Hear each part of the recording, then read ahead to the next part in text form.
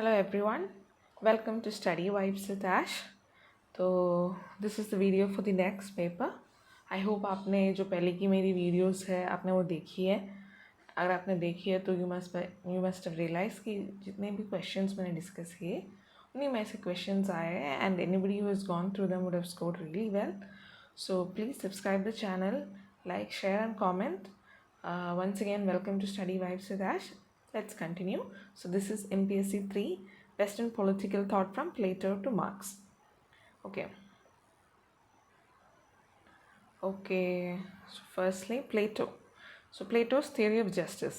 So he sees justice as harmony within both the soul and the state. So for him, justice means when every part performs its proper role. For the individual, it is justice of the soul. So soul has three parts: reason, spirit and appetite. So when these three work in balance, then there is justice. That is, when reason rules, spirit supports it and appetite is controlled.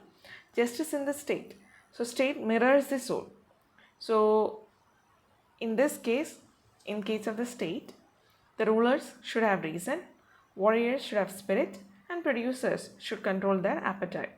So when each of the class performs their own function without interfering, that is when justice occurs. Now, relation between justice and virtue, that is the foundation for any society. Now, what was the criticism against this understanding? That the system is very rigid, hierarchical, and limits individual freedom. So, for conclusion, we can say that ideally, within the soul, if there is reason, spirit and appetite is controlled, then that means there will be harmony and order. And instead, if the rulers, warriors and producers as in workers, so if these three perform their roles perfectly, then there will be balance. And what was Plato's methodology? So his method relied on reason, dialectics and theory of forms to understand or discover the truth. So what is dialectical method? That is using dialogue and questions to expose the contradictions and to clarify the ideas. Now, theory of forms, that is the idea that true knowledge is through understanding the eternal forms, not merely sensory experience. Then Socratic method. So he uses questioning to encourage self-reflection and deeper understanding, which was again something that Socrates also did. And Elenchus is nothing but using questioning to arrive at an answer. So wherein you keep on refuting an argument to uncover the truth. That is a Socratic method. Then hypothetical method, wherein you begin with assumptions and reasons and then you move slowly towards the truth. What was the criticism and influence? Firstly, these ideas are very abstract, be it dialectical method, theory of forms, Socratic methods or hypothetical methods. They're all very abstract, but they did shape the Western philosophical reasoning. So for conclusion, Plato's rational and dialectic approach gave foundation for philosophical inquiry. Then, what are Plato's views on the ideal state? So, his ideal state aimed at both justice and harmony through a structured rational society. So, justice is a balance of soul as well as the state. Then, philosopher kings. So, he believed that it's only if the ruler is a philosopher, then only there will be common good. Because only a philosopher can understand the form of the good. And then class structure. Society, according to Plato, is divided into rulers, warriors and producers. And each of them have their own natural role. Educational role of women. He identified capable rulers, through education. And Plato supported equal training for men and women. With respect to communism and property of family, he said that rulers and warriors, they can share the property and families to prevent bias and corruption. Now, what is the criticism? It was seen as authoritarian and unrealistic, because you're saying that property will be divided equally between family and all. That doesn't happen. Obviously, there will be greed. Then, for conclusion, Plato's state is idealistic and influential, but it was again very rigid. Now, what were Plato's classification of forms of government? So, he gave a cycle of political decline from the ideal to the worst form, and that this will keep on moving around. So first comes aristocracy, जिसमें there are philosopher kings, and that's a just system, or in fact the most just system. Then there is democracy, where you have warriors who rule the land, and because they are warriors, they are driven by honor. Then you have oligarchy. Oligarchy is nothing but rule by the wealthy, but that leads to inequality. Then democracy is the fourth form, but the problem with that is there is excessive freedom, and that can lead to disorder and instability. Then comes tyranny, wherein you will have a leader who exploits the chaos and will rule by fear. And then this cycle will keep on continuing, which is very natural, is what Plato said. So his idea of a state or forms of government showed how governments will decline morally and how tyranny is the worst outcome possible. Now the next theme is that of Aristotle. So what was Aristotle's methodology? So he used empirical observation and practical reasoning. So Plato's ideas were more ideal, like you will not have any proof to sort of supplement what he's saying, but Aristotle used empirical observation. So what was his approach, or how did he bring in this empirical method? He studied the real constitutions and behaviors to understand politics.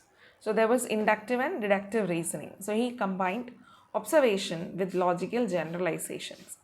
Then there is also the teleological method, that is, everything has a purpose and the state's purpose is to promote human welfare. Then theoretical and practical knowledge, that is, politics requires practical wisdom, that is, phronesis. It's not merely theory. You cannot understand politics or the functioning of state by theory alone.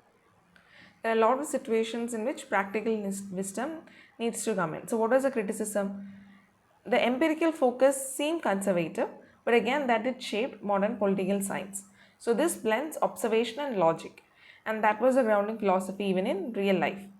Now then, what was Aristotle's criticism of Plato? So he challenged Plato's idealism, especially the theory of forms and the ideal state. So what was the criticism? That this separate realm of forms, that what we are seeing or what our senses are seeing is not the actual truth, that idea. He opposed that and said that form and matter are inseparable. Then criticism on ideal state, that whatever Plato is stating are so unrealistic, and hence Aristotle promoted a more mixed as well as a flexible form of government. Aristotle was more conservative with respect to women, and he believed that both men and women have different natural roles. Then criticism of the theory of justice. So he preferred distributive fairness or Plato's rigid class-based harmony. And what do you understand by distributive fairness? That is, you have to distribute everything, be it burdens, resources or honors, based on how much a person is contributing and what is his merit. What that means is, it is dependent on that particular person's quality. So anybody who is contributing more can possess more. So he moved philosophy towards practicality and realism. Now what are his views on revolution? So he analyzed why revolutions occur and how states can prevent them. So what are the causes of revolution? There is inequality, ambition, fear, tyranny and corruption, which is even true in the modern times. Like it happens with inequality, ambition, डर की वजह से, tyranny की वजह से, and of course भ्रष्टाचार. So what are the types of revolutions? One is partial, when there is a change in rulers only. Complete revolution is when there is a change in the whole constitution as such. So how can you prevent revolution? If you have a balanced government, there is a strong middle class and fair laws.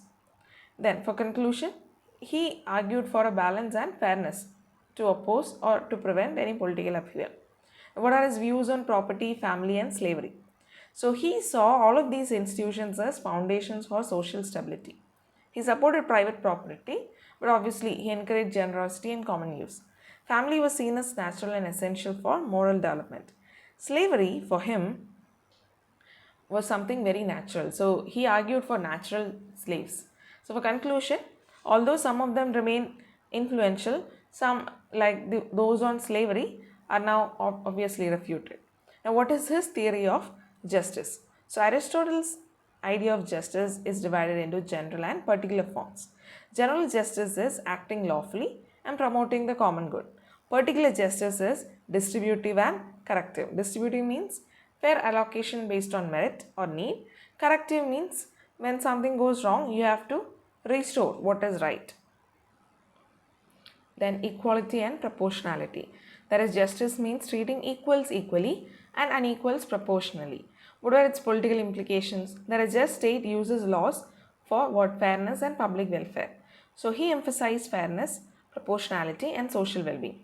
Now the next thinker is Saint Augustine. So what were Saint Augustine's views on state, property and slavery? So he interpreted political life, he's a saint, so through Christian ideology. So for him, the earthly world is imperfect, and what is the ideal world? That is a city of God. And that shaped his views on state, property and slavery. Now state and the role of government. So state is necessary. Why? Because humans by nature are sinful. So that maintains basic peace and order, but they'll never achieve perfect justice. And political authority is valid only if God's will is also aligned with it. So he accepts secular power, but he's not sure whether it's, the actual one. It's always God and his power that is more supreme. So property is allowed, but it should help human needs and common good. At the same time, excessive attachment to wealth is a sin. So Augustine stressed on charity, humility and responsible use. Then slavery. So he saw slavery as a product of a fallen world, and he believed that it is a consequence of sin and social order.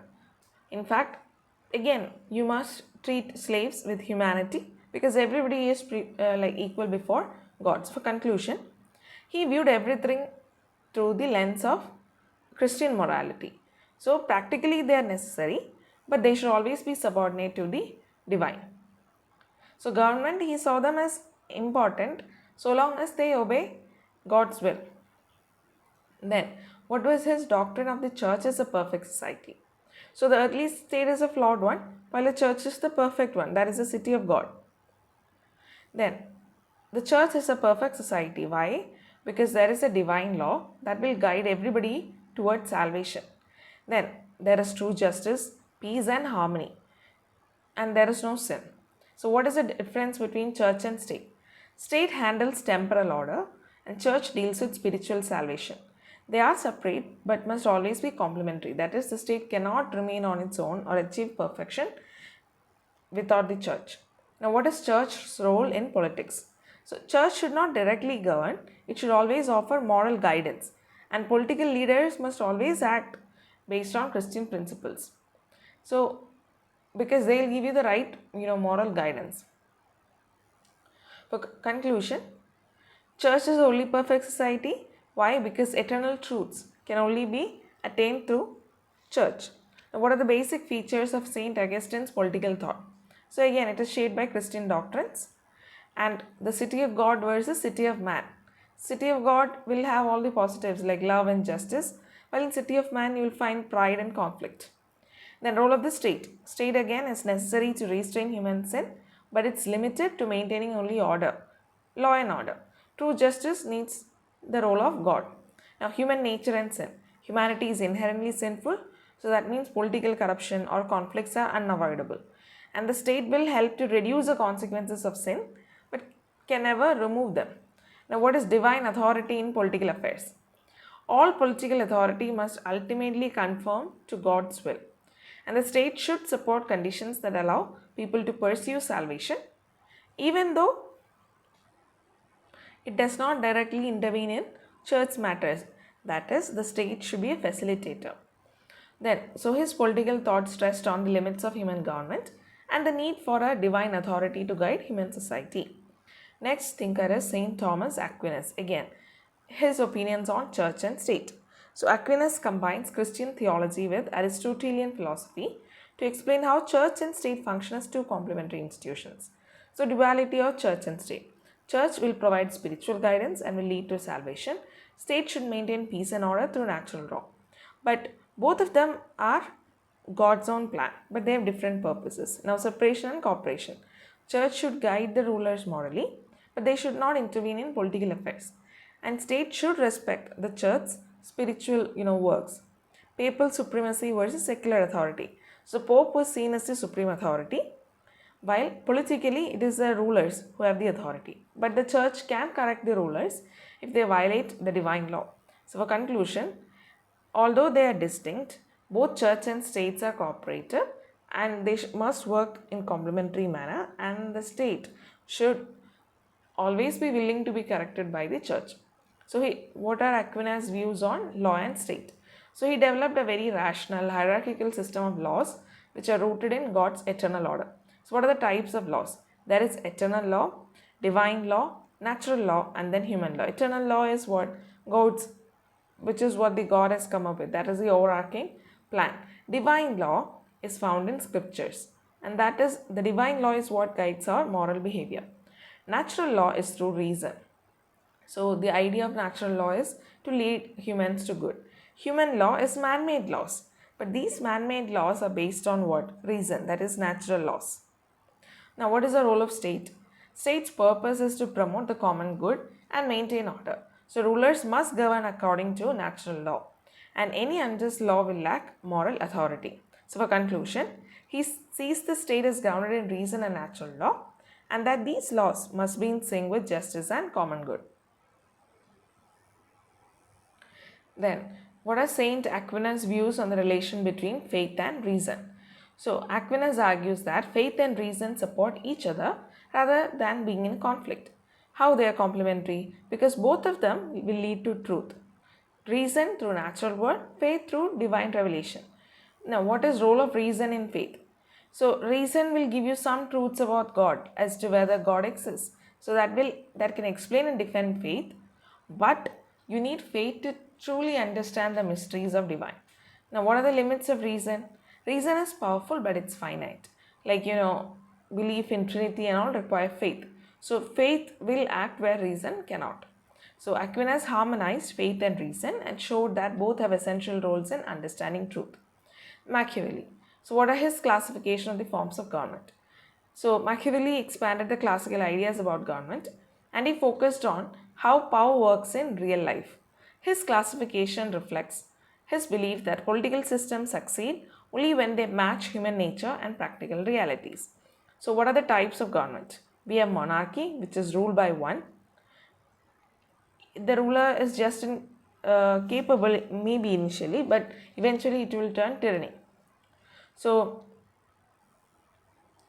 long as the leader or the monarch is strong and wise, everything is fine.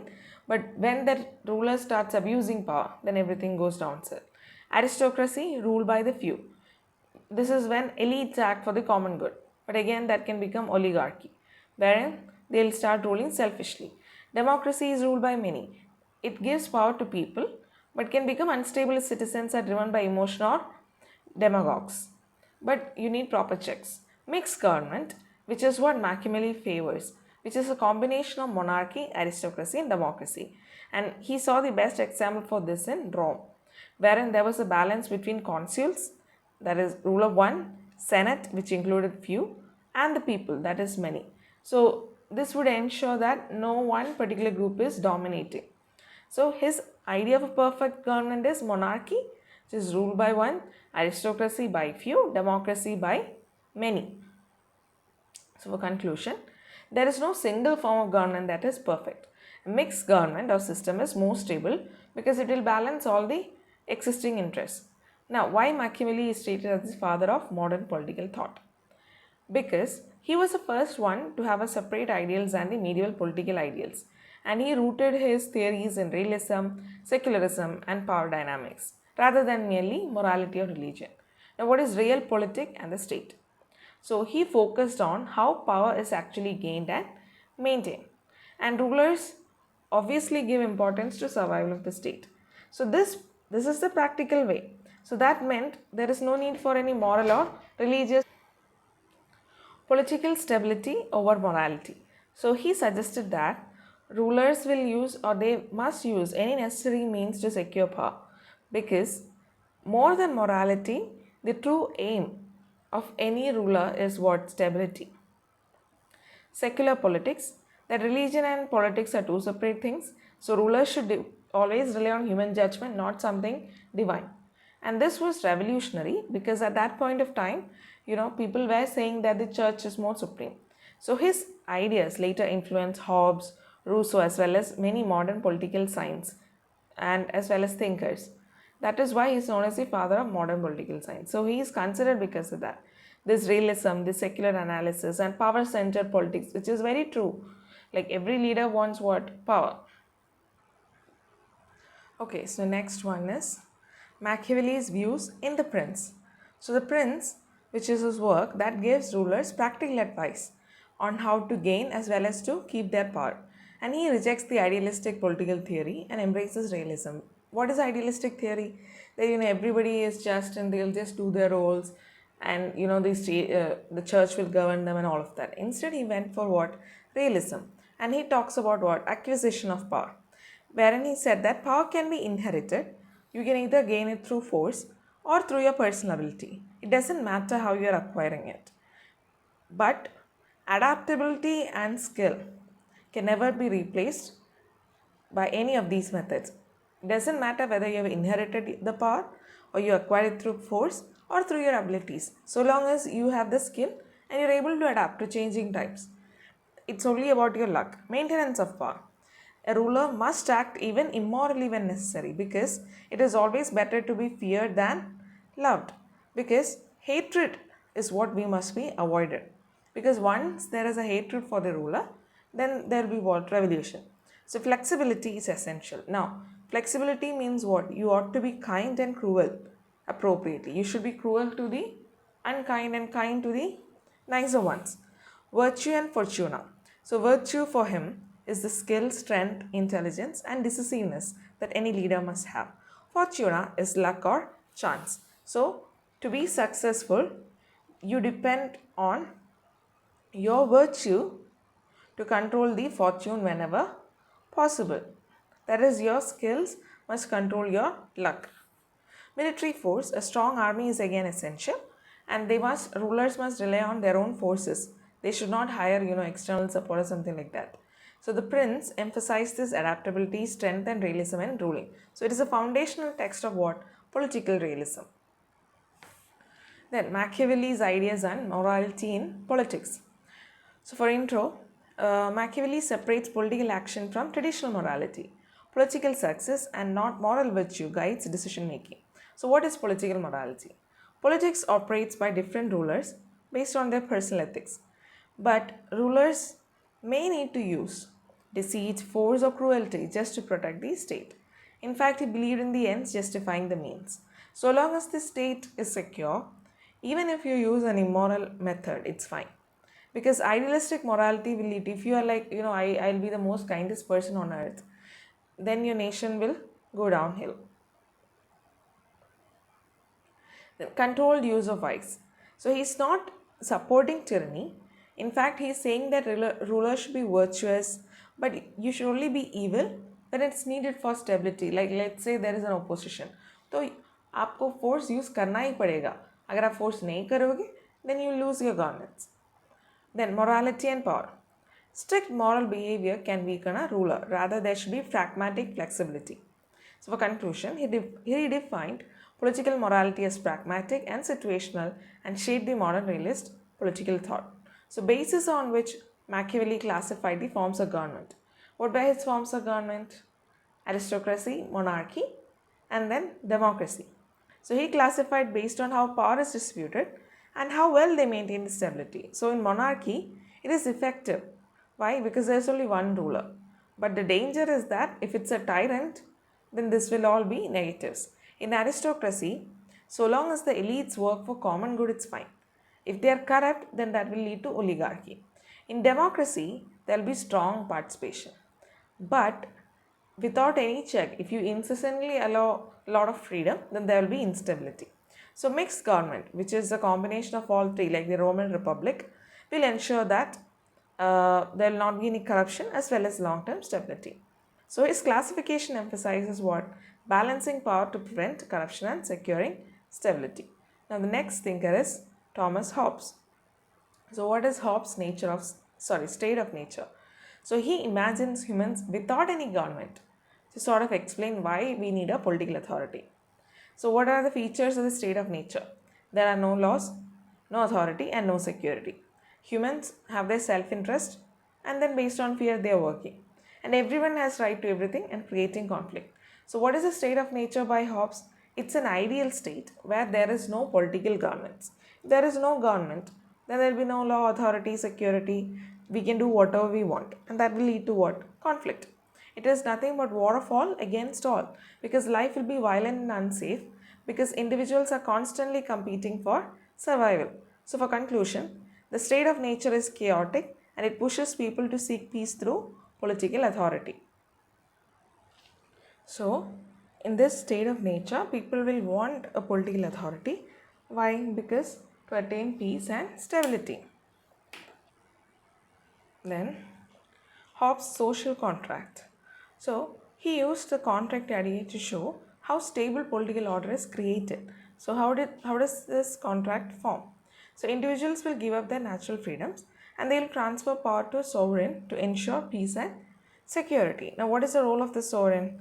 The sovereign will enforce law and prevent conflict. So, that is the contract wherein individuals will give up their natural freedoms and will give that power to a sovereign power. Now, the sovereign will enforce laws, prevent conflict, and then will have absolute authority. So, this social contract legitimizes a strong sovereign who will provide order in exchange for obedience. Now, what is his view of sovereignty?